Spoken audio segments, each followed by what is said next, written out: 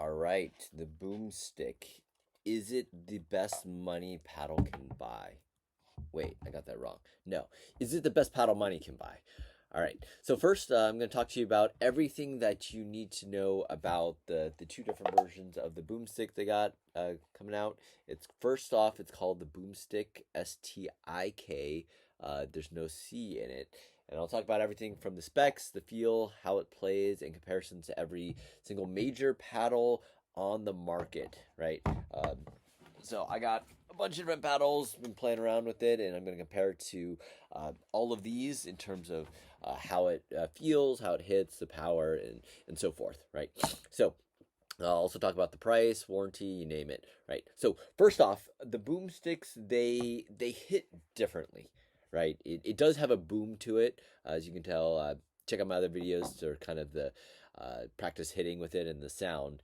But I mean, man, just when I got comfortable with the Selkirk Era Power, they have to go and do this. They drop a new paddle, right? And it's crazy that they did this, right? But I would say that it's targeted to a different audience in a sense, right? The Selkirk Era was part of their SLK lineup, so it is a Gen 3 paddle, but it is a little bit more budget friendly because this was a sub $200, made in China, so it has a lower 1-year warranty. It is not foam, so it can core crush, but the Boomstick is part of Selkirk's Labs innovation line, which tests out the latest and greatest in tech. So, I mean, they're always super flashy, super cool to in terms of like their designs, every like little cool little feature they got, and I'll just talk about all of that. So first off, I want to talk about, well, how does the Boomstick feel when you hit it, right? So I got here a Project Lab 007 and a 008, and so it's as if the 007 and the 008 had a child, and what comes out is not what you expect, right? So it's not even like the 007 tech plus the 008 tech. It's something completely different, right? Somehow they made the Boomstick with a foam core that is really powerful while being ultra forgiving. And I have no idea how they did that, right? So the way that they had this set up is they have some super awesome core that they have in this that is just super forgiving, right? And let me just do a quick ball test. Got my new ball here, and I've been doing this obviously with all my paddles, but one thing I noticed was when I'm hitting it, you can hit even like at the throat right here, and it still responds like amazing.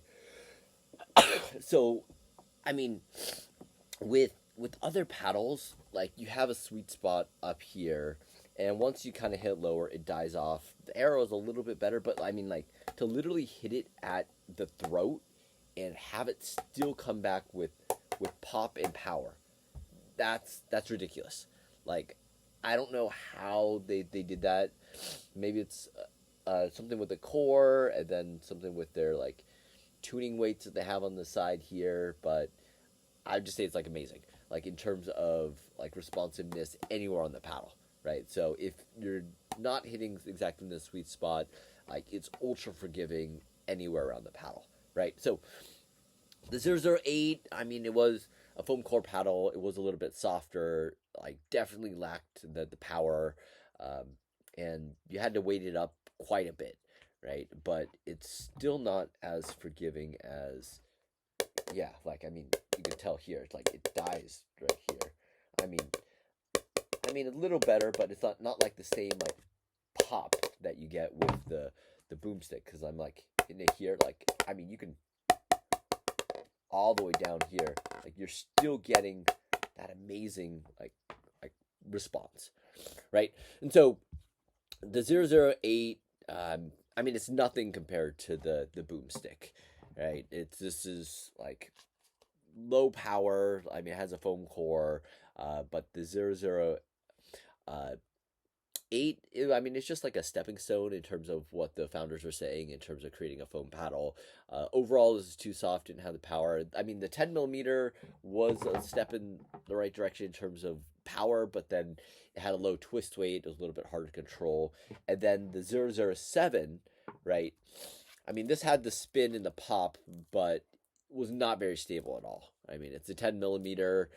And if you hit it off center, like, I felt like there's a lot of wobble to it. You had to weight it up a bit. I ended up throwing like a weight cap on the bottom plus a bunch of weights on the side for my other setup. So, I mean, the 007 did introduce some great tech for the Infinigrit, which they also added to the new Lux Infinigrit paddle, which is the new scratchy surface, which is 3 times more durable than raw carbon fiber. So they utilize some of this tech to put into the Boomstik, right? And so let's talk about the power of the Boomstik. And so the power of the Boomstik, I would say that it is more powerful. They just released some information on Selkirk Labs about this, but they're saying it's 14% more powerful than the Era Power, right? So that was already like a pretty solid like Gen 3 paddle for power.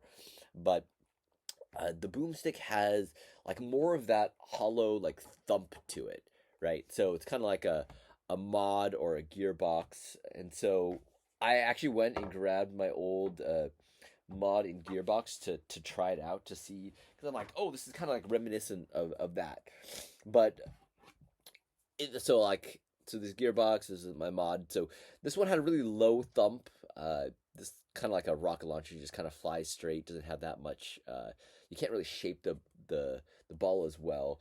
The thump is more similar to a mod TA, but what I found was the mod, you had to hit it like closer to the center to get like a great hit, versus the Labs like was just ultra forgiving like anywhere you hit it, right? So you got combined the power of the mod without it core crushing, and you kind of got the Labs Boomstik.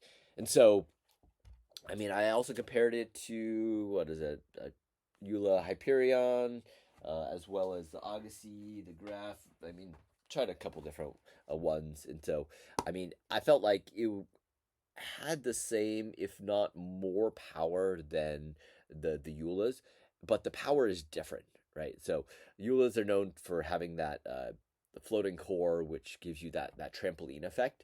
And so the harder you hit a Joola Pro 4, you kind of get the power. So you start off low, and then it kind of ramps up as you hit harder. So the harder you hit, the higher it is, but then it's a lot less predictable, right? And then also if you hit lower on the paddle, you kind of lose like stability like down here, and the ball kind of dies. And so versus, I mean, when you compare it to the 008, it's basically a very linear power curve.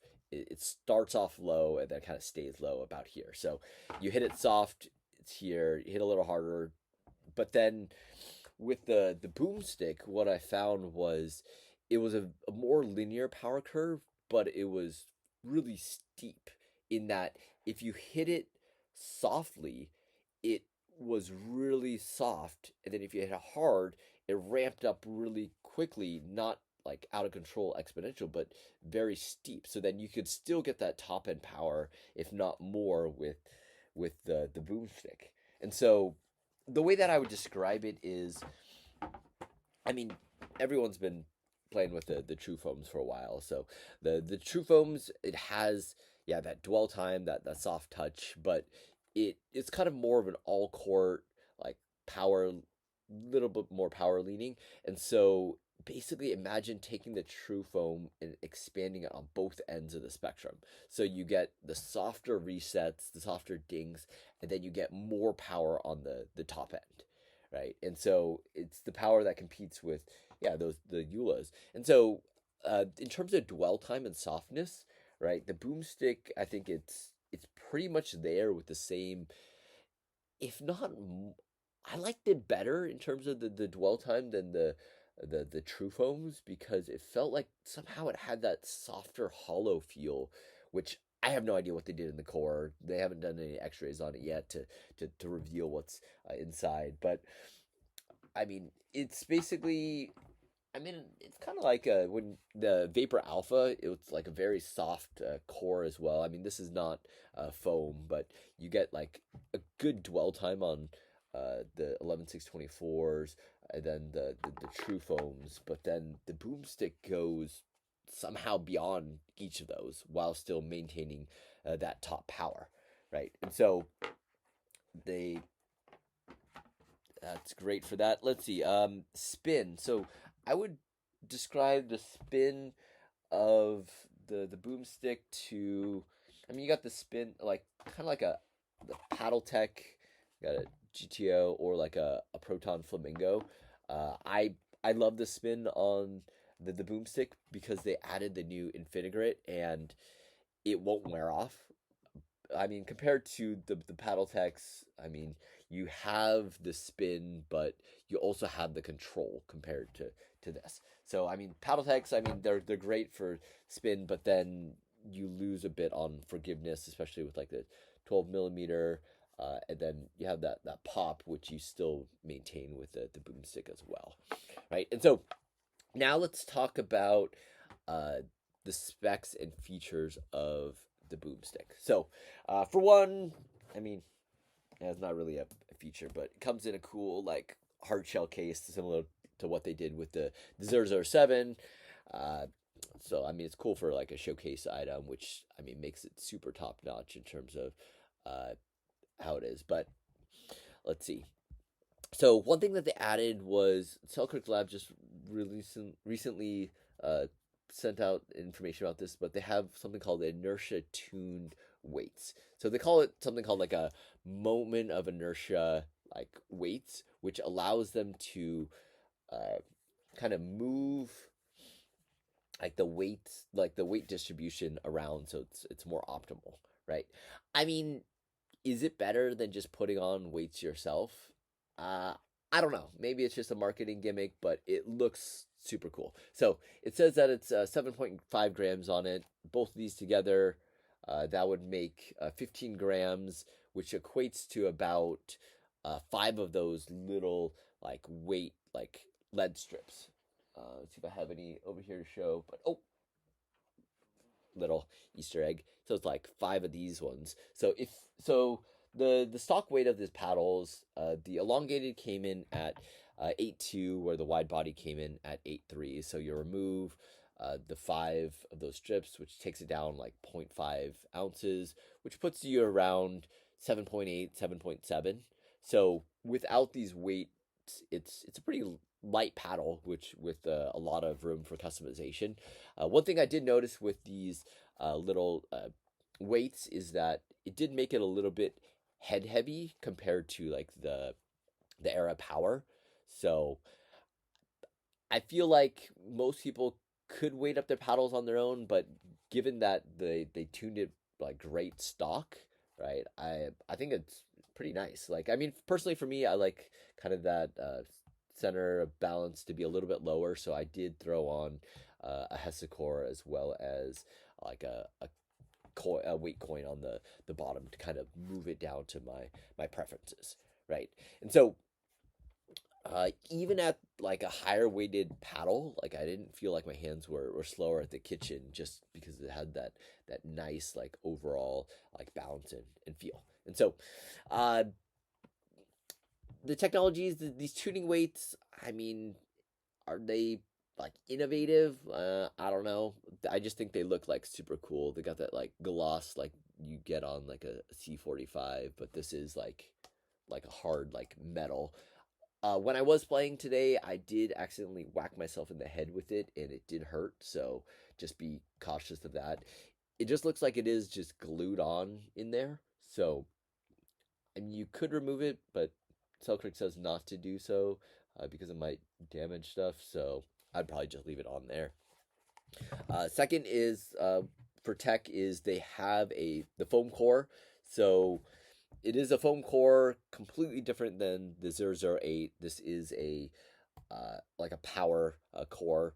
And so many companies I think out there have been starting to use foam with great success so that it doesn't core crush like we're used to, but not many have that same powerful core like the Gen 3s, right? So you have the Trufoam, which is a little bit softer. I mean, you got some harder stuff out there that's recently come out, like the Lazr or the what else we got on the market? J2NF, but those are still, I feel like, a little on the softer side. There's also the Ripple and what else is there? Oh yeah, the Body Helix.